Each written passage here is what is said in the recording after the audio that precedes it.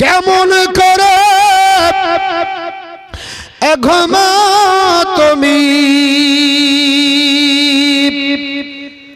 ফজর করে কাজা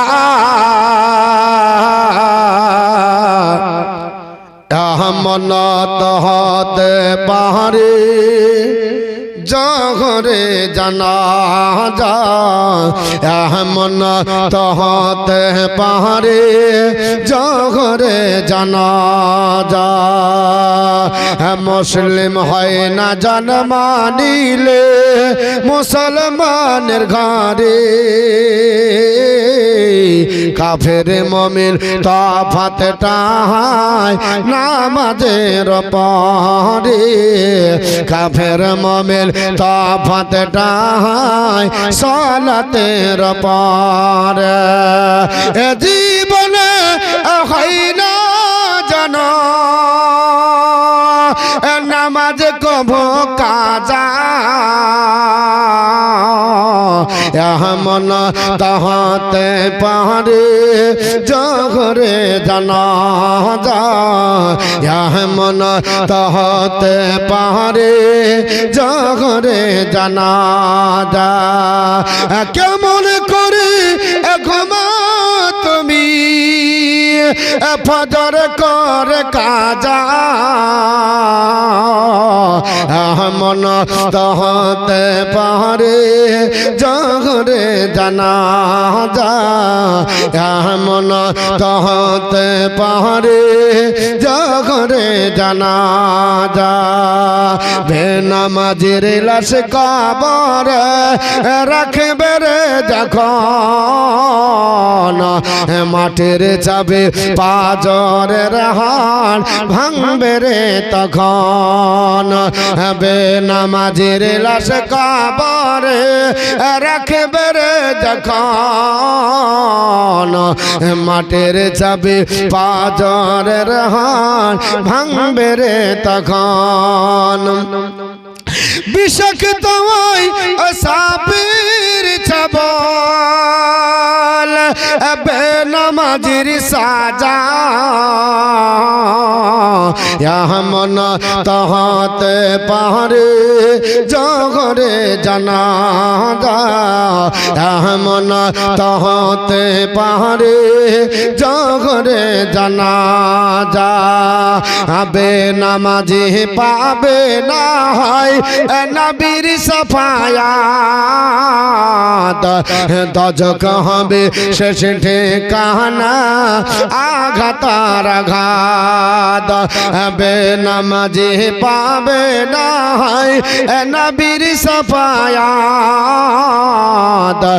দজক হবে শেষ ঠিকানা আঘাতার আঘাত হাসুর মিজাল আবুল সিরাত নেই কখনো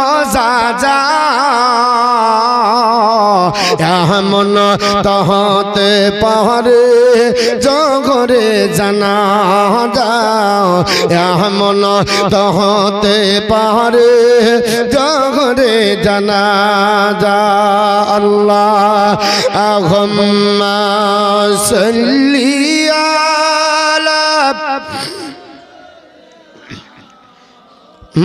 مولانا محمد وعلى علي سيدنا مولانا محمد صلى الله تعالى عليه وسلم আমার মুসলমান পৃথিবীর জমিনে আল্লাহ পাক কোরআনের মধ্যে বললেন ওয়াল্লাযিনা ইয়াবিতুনা লিরাব্বিহিম সুজদান ওয়া কিয়ামা আমার প্রেমিক প্রেমিকা বান্দা বান্দি তারা যারা রাত্রি কাটাবে কিয়ামার সিজদায় জোরে বল সুবহানাল্লাহ এখানে কিয়াম মানে হলো নফল নামাজে রাত্রি কাটিয়ে দেওয়া যদি সিজদা করতে আপনার দাঁড়িয়ে দাঁড়িয়ে নফল নামাজে রাত্রি কাটায় প্রেমিক প্রেমিকা হবে তবে অনেক ব্যক্তি অনেক ভাবে রাত্রি কাটায় এদের আপনার বলা হচ্ছে রাত্রি আল্লাহর দরবারে দরবারে কবুল হবে না।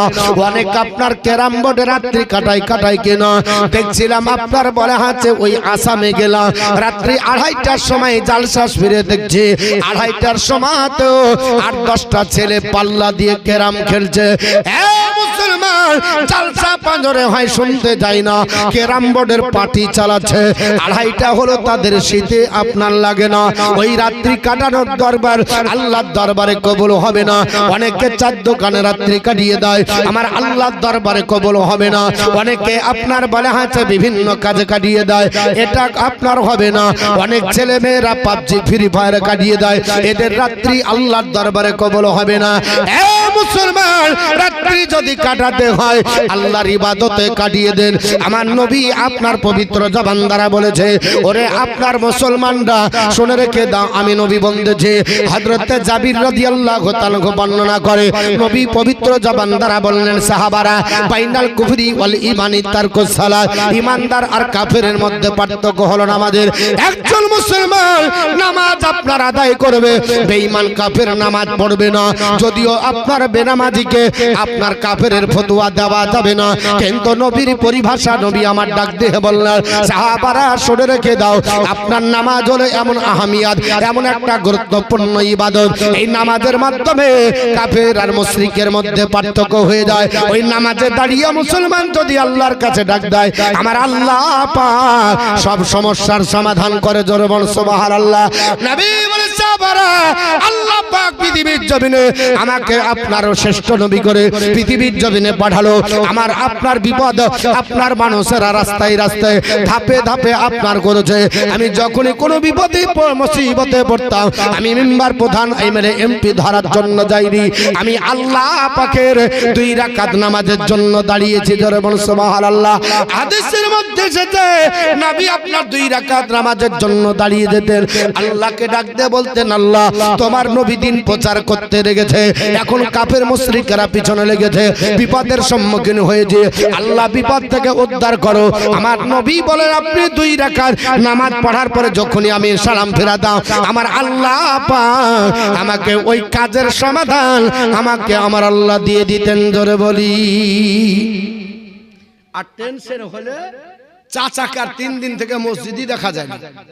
কি ব্যাপার গো, আমাদের আপনার মুসল্লি একটা কমে গেছে, টেনশনে আছে, টেনশন। এই টেনশনের জন্য নামাজ বন্ধ করে দেয়, আর নবী টেনশন দূর করার জন্য নামাজ পড়ছেন। হাদিসের মধ্যে এসেছে যে নবী আমার 2 রাকাত নামাজে দাঁড়াতেন যখনই কোনো টেনশন হতো। আল্লাহ আমাকে কাফের মুশরিকেরা জ্বালা যন্ত্রণা দিচ্ছে, আমার সম্মুখে পরীক্ষা, আল্লাহ গো উত্তীর্ণ হব কি করে? নবী আমার ডাক দিয়ে বলছেন, আমি সঙ্গে সঙ্গে 2 রাকাত নামাজে দাঁড়িয়ে যেতাম। এই নামাজটা হলো নফল নামাজ। কি নামাজ? আপনি আমি যখনই কোনো বিপদে পড়বো 2 রাকাত নফল নামাজ পড়ে দাঁড়িয়ে যাব, আল্লাহ তোমার শুকরিয়া জ্ঞাপনার্থে 2 রাকাত নামাজের জন্য নিয়ত করে দাঁড়িয়ে গেলাম। প্র্যাকটিক্যাল দেখবেন না, বিপদ থেকে উদ্ধার হবে। আর আমরা নামাজ ছেড়ে চিন্তা করে একেবারে 4 দোকানে আপনার আড্ডা দিই, কি করবো গো, ভালো লাগছে না, টেনশন দিয়ে এর জন্য নামাজ ছেড়ে দিয়েছি। আমার মুসলমান এইরকম হয় না? হ্যাঁ, নামাজ ছেড়ে দিয়ে আল্লাহ পাক উদ্ধার করবে। আল্লাহকে ডাকেন, খোদা তোমায় ডাকেতে জানি না, ডাকার মতো ডাকলি খোদা কেমনে শুনলাম, খোদা তোমায় ডাকেতে জানি না, এক ডেকেছেন মশাহানাবি তোর পাহাড়ে গেলেন চহলি, আরে খোদারে নরি পাহাড় জালে মুসা জলি না, খোদা তোমায় ডাকতে জানি না, এক ডেকেছেন ইব্রাহিম নবী নমরুদের অগ্নিতে পড়ি, আগুন হইল ফুল বাগিচা পশম জ্বলি না, এ খোদা তোমায় ডাকতে জানি না। আমার মুসলমান বিশ্ব নবী ডাক দিয়ে বললেন, আল্লাহর জন্য 2 রাকাত নামাজের দণ্ডই ভালো হয়ে যাও, ওই সমস্যার সমাধান আমার আল্লাহ পাক করবে। আমার আল্লাহ পাকের নবী যেই দিন বিদায় থেকে বিদায় নিয়ে যান ভারত, আপনার পৃথিবীর জমিন থেকে যেদিন বিদায় নেন, আমার নবী শেষ ওসিয়ত করলেন, হযরত আলীকে ডেকে বললেন, আলী আমার শিরস্থানে দাঁড়িয়ে যাও, আমার জীবনের আপনার শেষ বাক্যটা তোমারে বলে দেয়। আমাদের মতো মৌলবি যদি হতো, আমি আপনার বলে যেতাম, বলে ওরে আমার বেটা শোন, আমি অনেক আপনার জালসা করেছি, অনেক আপনার বক্তব্য রেখেছি, একটা আপনার সুনাম অর্জন করেছিলাম, টাকাও লাখ লাখ ইনকাম করেছি, তবে জমি করেছি, একটা জমি দাগ বাকি আছে, ঠিক না বেঠিক বাবা? এই বেটা করে দিয়ে গেলাম, বাড়ির অভাব নাই, আপনার গাড়িও করে দিয়েছি, জমিও দিয়েছি, তবে 8-10 কাঠা হলে জমিটা পুজে যেত, ওই বাকিটা তুই করে পুজিয়ে লিস, ঠিক না বেঠিক বাবা? নবী পৃথিবীর জমিনে এক কথা আপনারা বলে গেলেন না। আমার নবী যখন আপনার বিছানায় সজ্জিত আপনার হয়ে গেলেন, ওই সময়তে সাহাবারা আপনার লাইনবদ্ধ ভাবে আসে। আমার নবী ডাক দিয়ে বললেন হযরত আলীকে, বলে আলী আমার শিরস্থানে তুমি দাঁড়িয়ে দাও। হযরত আলী মুর্তজা বলেন, আমি দাঁড়িয়ে গেলাম। আমার নবী আপনার চুপি চুপি ভাবে আমাকে ডাক দিয়ে বললেন, আলী শোনো, আমি তোমাকে আমার নিজের জীবনের ইচ্ছাটা বলে যায়। কি ইচ্ছাটা বলেছিলেন হযরত আলী মুর্তজা বর্ণনা করে, ও নবীর সাহাবারা শোনো, নবী আমার কানে কানে বললেন, আন আলী রাদিয়াল্লাহু তাআলা قال কানা আখিরি কালামিন নবী সাল্লাল্লাহু তাআলা আলাইহি ওয়াসাল্লাম আসসালাত আসসালাত, জোরে বল সুবহানাল্লাহ।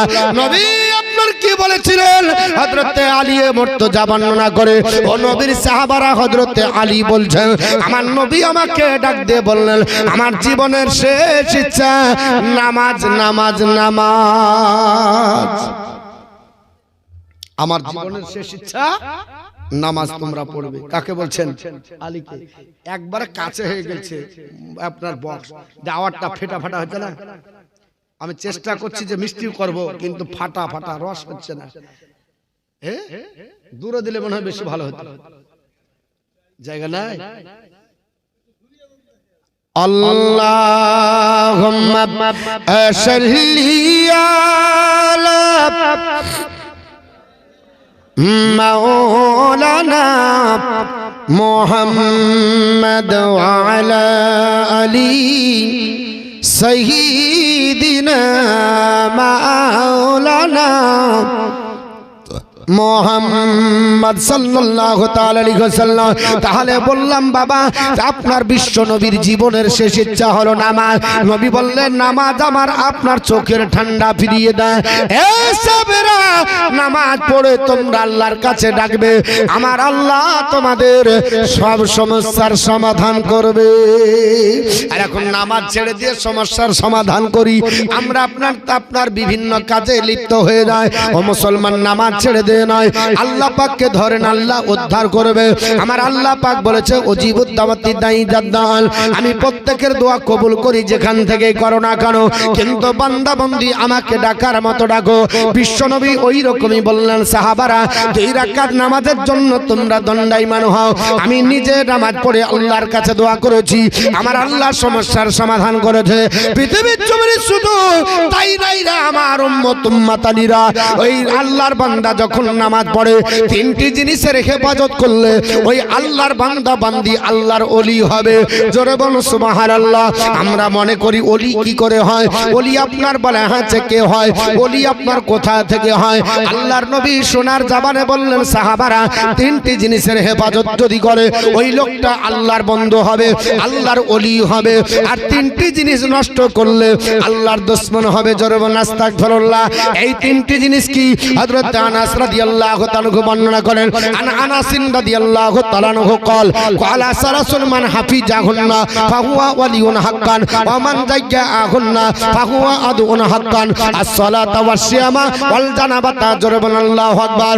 নবী ডাকতে বললেন হযরত আলী মুর্তজা তিনি হযরত আনাস বিন মালিক বর্ণনা করে বিশ্বনবী বললেন সাহাবারা তিনটি জিনিসের হেফাজত করলে আল্লাহর বন্ধু হয়ে যাবে, তিনটি জিনিসকে যদি নষ্ট করে আল্লাহর দুশমন। সাহাবারা বললেন ইয়া রাসূলুল্লাহ ওগো নবীজি এই তিনটি জিনিস কি বলেন যাকে হেফাজত করলে আল্লাহর বন্ধু হয়ে যাবে?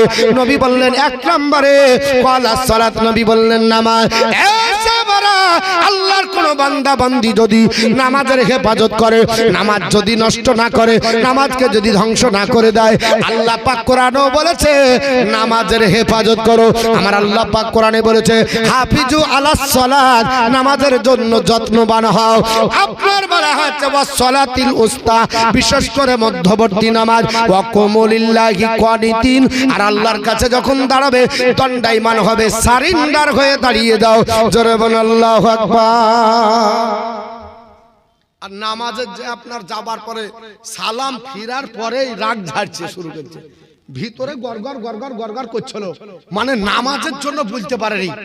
নামাজ পড়ছে আর এইদিকে হয়তো একটা বাচ্চা ধরেন লাগছে, আর ওর চিন্তা হলো দাঁড়া তোর ভুট্টিয়া বুনিয়াকে ছেড়েবো। নামাজের সালাম কে রে বাচ্চা লিখেছি, নামাজ পড়তে গেছে না রাগ ঝাড়তে গেছে, হয় না হয় না বাবা।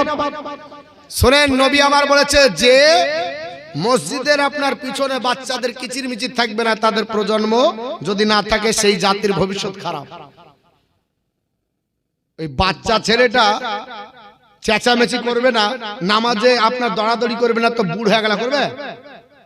হ্যাঁ গো, আর বুদ্ধি হয়নি বলি তো করছে। ও তো আপনার যাওয়া আসা করতে শুরু করেছে, নামাজ পড়তে পড়ুক, যা ওকে যেতে দেন, কেন আপনার বঞ্চিত করছেন? পাকা নামাজি ওকে জিজ্ঞেস করেন আত্মাহাতের মুখস্থ না, হ্যাঁ আত্মাহাত জানে না, 60 বছর চালিয়ে দিল ভাই দিয়ে। জিজ্ঞাসা করছে হুজুর কি করব, নেটওয়ার্ক খারাপ, সেভ হয় না, যা করি সব ডিলিট হয়ে যায়। আত্মাহাত পারে না, কুল হুয়াল্লাহ দিয়ে চালাই। আমি গ্যারান্টি দিলাম একদিনের নামাজ হয়নি, জিন্দেগিতে হবে না। আত্মাহাত পড়া ওয়াজিব, দুয়ায় কুনুত হয় না। অনেক ব্যক্তি নামাজি আছে দুয়ায় কুনুত মুখস্থ করতে পারেনি। মৌলভী সাহেব বলে দিয়েছে রব্বানা আতিনা ফিদ দুনিয়া, চালিয়ে এলেন। একদিনেরও আপনার বেতন নামাজ হবে না। অনেক ব্যক্তি দেখবেন আপনার বলা আছে, বলছে চ জানাজা পড়ে আসবি, কি হবে? আরে মৌলভী বলেছে জানাজা পড়লে এক কেরাত নাকি? নবী আমার বলেছে মাল কেরাত। সাহাবীরা জিজ্ঞেস করে ইয়া রাসূলুল্লাহ এক কেরাত সমান কত? নবী বললেন এক কেরাত মানে এক উহুদ পাহাড়। মাটি দিয়ে দোয়া করলে আর আপনার উহুদ পাহাড়, তাহলে 2 উহুদ পাহাড় সমান নাকি হবে? জিজ্ঞাসা করেন কি পড়লেন? তো বলছে মৌলভী সাহেব বলে দিয়েছিল যে বাংলা নিয়তটা বলে নিলাম। মৌলভী বলল যে আপনার বলে আছে 4 রাকাত ফরজে কিফায়া জানাজার নামাজ পড়তেছি, আপনার বলে আছে এই ইমামের পিছনে কাবার দিকে মুখ করে আল্লাহু আকবার, বাস নামাজ হয়ে গেছে। একটাও নাকি হবে না। নামাজ পড়তে হয়, নামাজে দাঁড়ালে নাকি হয় না, পড়তে হবে। আপনি পরীক্ষা দিতে গেলেন, পরীক্ষায় বসলেই নাম্বার পাবেন? খাতার কলম আপনাকে দিয়েছে, কিন্তু আপনি দাঁতে ধরে বসে আছেন, কি করব? বলেছে দাঁড়িয়ে থাকবো। খাতা সাদা খাতা জমা দিয়ে কিছু হবে না, লিখতে হবে, তাহলে কিছু নাম্বার পাওয়া যাবে। তা আপনি যদি চেষ্টা করতেন পড়ার পাচ্ছি না, ভুল হচ্ছে আলাদা, চেষ্টাই করলেন না, কোনোদিনই না। এমনকি 90% নামাজিরা পর্যন্ত জানাজা পড়তে জানে না, অথচ ভাইবে লিয়েছে আমি 2 কেরাত নাকি পেয়ে গেলাম, মনে হচ্ছে মুদিখানার মাল তুলবে দিবে। কোনদিন আপনার বলা হচ্ছে নামাজের দোয়া গলা শিখলো না। আর এসআইআর যখন শুরু হয়েছে 70 বছরের দাদুকে দেখছি বয়ের নিচে রড ফোটা হয়ে গেছে, তো বলছে এটা পাল্টাতেই হবে, না হলে ঘুম নাই। কি করবে গো চাচা, তোমার তো শেষ বয়স। বলছে না না, ডিটেনশন ক্যাম্পে যাব না, ওখানে যায় সহ্য করতে পারবো আরামের বিছানা, ওখানে যেতে পারবো না ঠিকভাবে খাবার। আর ডিটেনশন ক্যাম্পে অত কষ্ট না গো, 3 বেলা খাবার দিবার সুবিধা নাই, শুধু আপনার বলে হাতে বাইরে হাতে দিবে না। আর যখন কবরে যাবেন একটা ফ্যান তো দূরের কথা, একটা এলইডি বাল্ব তো দূরের কথা, কোনো জানালা কপাট কিছু নাই আছে। তো ওখানে যে কি করে সহ্য করবেন? ওখানে তো আল্লাহ আপনার বলা হয়েছে আরাম দিবে না, দিবে বাবজি। তো ওখানকার জন্য ঠিক করতে হবে না, হবে না? ওখানকার জন্য আপনার সব পেপার পত্র ওকে লাগবে না, লাগবে না? ওখানকার পেপার পত্র আমাদের সব ওকে নাই, সব ভুল। আর 13টা আপনার পেপার লাগবে, দেখে মিলিয়ে নিচ্ছে। বাপের সাথে বেটার মিল যদি না হয় কি করতে হবে, যা করার দরকার তাই করবে। বুড়া বসে কত দৌড়াদৌড়ছে গো। আমার মুসলমান বলার উদ্দেশ্য হলো, আল্লাহর নবী পবিত্র জবান দ্বারা বললেন, সাহাবারা শুনে রেখে দাও, 1 নাম্বার নামাজকে তোমরা ঠিক করো, নামাজের হেফাজত করো। আল্লাহর নবী বললেন, নামাজকে যদি হেফাজত করো আল্লাহ তুমি ওলি হয়ে যাবে। আমার আল্লাহ কোরআনে বললেন, হাফিজু আলা সালাত, নামাজের প্রতি যত্নবান হও। আমার আপনার বান্দা বান্দিরা এই নামাজ আপনার বলে হাতে হেফাজত করলে তোমরা পৃথিবী জমিনে আমার আপনার বলে হাতে প্রিয় হয়ে যাবে। নবী বললেন, 1 নাম্বার সালাত, নামাজের যারা হেফাজত করলো আল্লাহর ওলি হয়ে যাবে। আর নামাজকে যদি নষ্ট করে ফেলে আল্লাহর দুশমন হয়ে যাবে। 2 নাম্বার হলো রোজা, রোজার যারা হেফাজত করবে আল্লাহর ওলি হয়ে গেল। রোজাকে যদি নষ্ট করে, এখন দেখা যায় আপনার দিবালোকে অনেক আপনার হারামখোর আছে, দিনের বেলাতে খায়। যদি জিজ্ঞেস করে রোজার মাস রমজান মাসে খাস কেন, তখন ফতোয়া দিয়ে বলে মুমিন আপনার মুসলমানদের সামনে যে আমরা তো আল্লাহকে ভয় করি না, মানুষকে ভয় করে খাওয়া তো যাবে না। বলে না, মানুষকে ভয় করতে হয় না, ভয় করলে আল্লাহকে করতে হয়। এরকম হারামখোর আপনার নাই। রমজান মাসে খায় দিয়ে ওরা এবার ফতোয়া দেয়, আরে ভয় তো আল্লাহকে করতে হয়, মানুষকে দেখে ভয় করতে হয় না। ও ফতোয়া শিখে নিয়েছে। আমার মুসলমান পৃথিবীর জমিনে বিশ্বনবী পবিত্র জবান দ্বারা বললেন, 1 নাম্বার হলো আপনার নামাজ, 2 নাম্বার হলো রোজা, 3 নাম্বার হলো জানাবাত। বিশ্বনবী বললেন, সাহাবারা ওয়াল জানাবাতা, এই জানাবাতের গ্যারান্টি দাও, মানে গুপ্তাঙ্গের গ্যারান্টি দাও, আল্লাহর জান্নাতের গ্যারান্টি থাকবে এবং আল্লাহর ওলি হয়ে যাবে। আর যদি এটা না করো তাহলে তোমাদের জন্য আল্লাহ তোমাদের দুশমন হবে, তোমরা আল্লাহর দুশমন হয়ে আপনার পৃথিবীর জমিন থেকে বিদায় নেবে। এ মুসলমান, আল্লাহর নবীর যে 3টি আপনার মধুর বাক্য বাবা, এই 3টি বাক্য যদি পালন করি আমরা আল্লাহর ওলি হয়ে যাব। কিন্তু মুসলমান এগুলো আমরা মানি না। নবী আমার বিদায় হজে একটা বক্তৃতা করেছিলেন। বিদায় হজের দিন ওই আপনার বক্তব্যটা হযরত আবি উমামা বর্ণনা করেন। আন আবি উমামা তাকাল সামিত রাসূলুল্লাহ সাল্লাল্লাহু তাআলা আলাইহি ওয়াসাল্লাম ইয়াকতুবু ফিল হাজ্জিল ওয়াদাই, আপনার হজ্জ ইয়াকতুবু ফিল হাজ্জিল ওয়াদাই ফাকালা ইত্তাকুল্লাহা রাব্বাকুম ওয়া সাল্লু খামসাকুম ওয়া শাহরু ওয়া সুমু সাহরাকুম ওয়া আদ্দু যাকাতা আমওয়ালিকুম ওয়া আতিউ যা আমরাকুম তাদখুলু জান্নাতা রাব্বাকুম। জোরে বল সুবহানাল্লাহ। বিশ্বনবীর সাহাবী হযরত আপনার আবি উমামা বর্ণনা করে, হে নবীর সাহাবারা, বিশ্বনবী বক্তৃতা করলেন বিদায় হজে। নবী আমার বললেন, সাহাবারা 1 নাম্বার ইত্তাকুল্লাহ রাব্বাকুম, তোমরা তোমাদের রবকে ভয় করো। আজকে যদি আমরা আল্লাহর আপনার ভয় আমাদের অন্তরে যদি থাকে, আল্লাহ পাকের আপনার যদি আমাদের ভীতি আমাদের অন্তরে থাকে, মুসলমান, তাহলে কোনদিন আমাদের জাহান্নামে যেতে হবে না। কারণ আমার আল্লাহ পাক বলেছি, আপনার বলে আছে আমি আল্লাহকে তোমরা ভয় করলে আমি আল্লাহ পাক তোমাদের দোয়া কবুল করে আমি আল্লাহ জান্নাতে দিব। জোরে বল সুবহানাল্লাহ। কিন্তু একমাত্র আল্লাহকে ভয় করতে হবে, কাউকে ভয় করা চলবে না। আমার আল্লাহ পাক বলেছে, ইন্নামা ইয়ামুরু মাসাজিদাল্লাহ মান আমানা বিল্লাহি ওয়াল ইয়াউমিল আখিরি ওয়া কামাস সালাতা ওয়া আতা যাকাতা ওয়া লাম ইয়াখশা ইল্লাল্লাহ। আমি আল্লাহ পাক আমার ঘর আবাদ করে দিব আমি আপনার বলা হচ্ছে তাদের দ্বারা যারা আমাকে বিশ্বাস করে, আখিরাতকে বিশ্বাস করে, নামাজ কায়েম করে, যাকাত প্রদান করে। আর আমি আল্লাহ ছাড়া কাউকে ভয় করবে না, মোল্লাকে দেখে করবে না, হাফেজ আপনার করবে না, মাওলানাকে দেখে করবে না, মুফতির ভয়ে নামাজ পড়বে না, আপনার হাজির ভয়ে নামাজ পড়বে না, দেশের লোকের ভয় নয়। আমি আল্লাহ পাককে ডাকবি, আমি কে আপনার বলা হচ্ছে এক বলে মানবে, একমাত্র আমি আল্লাহ ছাড়া কাউকে ভয় করবে না। আমি আল্লাহ পাক তাদের দ্বারাতে আমার ঘরটা আবাদ করে নেব। আর আমার নবী বলে, সাহাবারা আল্লাহ পাকের আপনার বান্দারা আল্লাহর জান্নাতে যাবে। ওই জান্নাতীদের মধ্যে 5 নাম্বার কাজ আপনার যদি করতে পারে, 5টা কাজের যদি হেফাজত করে, আমি রাসূলুল্লাহ তাদের জন্য জান্নাতের গ্যারান্টি দিলাম। সাহাবারা বলেছিল, নবীজি এই 5টা কাজ কি বলে দেন। আল্লাহর নবী সোনার জবানে বললেন, 1 নাম্বার ইত্তাকুল্লাহ রাব্বাকুম, একমাত্র আল্লাহকে ভয় করো। পৃথিবীর কোন মোল্লা বংশী দেখে ভয় নয়, কোন মৌলবি বক্তা দেখে ভয় নয়, কোন নেতা সোতা দেখে ভয় নয়। একমাত্র যাকে ভয় করব, ভয় করার মতো যিনি ব্যক্তিত্ব, তিনি হলেন আমার আল্লাহ। তাকে দেখে ভয় করো, আর কাউকে দেখো নয়। 2 নম্বরে আল্লাহর নবী বললেন সাহাবারা, ওয়া সাবনার সাল্লু খামসাকুম, 5 ওয়াক্ত নামাজ আদায় করো। কয় ওয়াক্ত নামাজ? 5 ওয়াক্ত নামাজ। আবার অনেক লোক বলতেছে মৌলবীরা নামাজ পড়তে পারে না, 5 ওয়াক্ত নামাজ মসজিদে গেলে হবে না। এরা আপনার আল্লাহ ওয়ালা নিজেকে দাবি করে, এদের নামাজ বলে মনে মনে বিছানার ভিতরে হয়। ওকে আপনার ধরে গাছের সঙ্গে বেঁধে যদি পিঠের উপর চামড়া বিনিয়ে দেন, তবে আপনার বলে হ্যাঁ ফকিরি ছুটবে। এ ফকির সেজেছে, আপনার বলে হ্যাঁ নামাজের ধার ধারে না। আর নবী বলতেছে 3টি জিনিস করলে আল্লাহর ওলি।